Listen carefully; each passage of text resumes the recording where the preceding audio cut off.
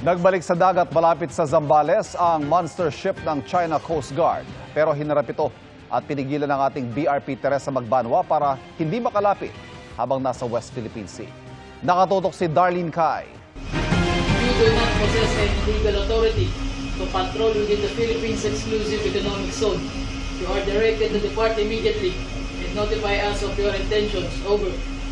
Tagpo ito kahapon ng i-radio challenge ng BRP Teresa Magbanwa na isa sa pinakamalaking vessel ng Philippine Coast Guard, ang monster ship ng China Coast Guard na Vessel 5901. Ayon sa PCG, ipinadala ng China ang monster ship matapos maitaboy ng ating mga barko ang isa pang barko ng CCG na Vessel 3304 na January 4 pa nagsimulang lumapit sa Zambales. Nasa 97 nautical miles mula sa baybay ng Zambales ang monster ship nang habulin ito ng BRP Teresa Magbanwa at pigilang makalapit pa.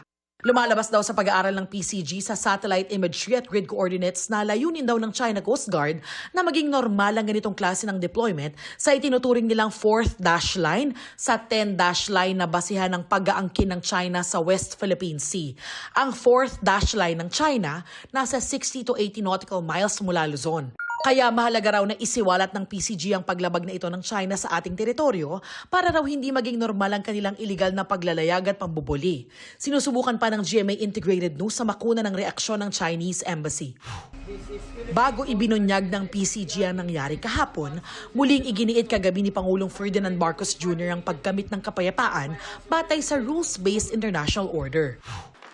Sinabi niya yan sa harap ng mga kinatawan ng iba't ibang bansa, mga miyembro ng gabinete at iba pang opisyal ng gobyerno sa Von d'Honneur o tradisyonal na salo-salo sa Malacanang tuwing Bagong Taon at Araw ng Kalayaan. Kabilang sa mga dumalo, si Chinese Ambassador Wang Xilian. Our foreign policy has always been to encourage peace and to foster cooperation, whilst also ensuring that international law is faithfully complied with and permeates all facets of relations amongst nations. For it is only through a rules-based international order that peace and development can be achieved.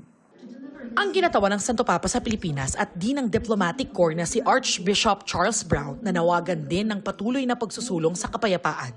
The antidote to this state of affairs is not easy, but it certainly involves on the part of all of us a recommitment to truthfulness, balance, and fairness in our statements, and to listening respectfully to the perspectives of people with whom we disagree. Para sa GMA Integrated News, Darlene Kai, nakatutok 24 oras.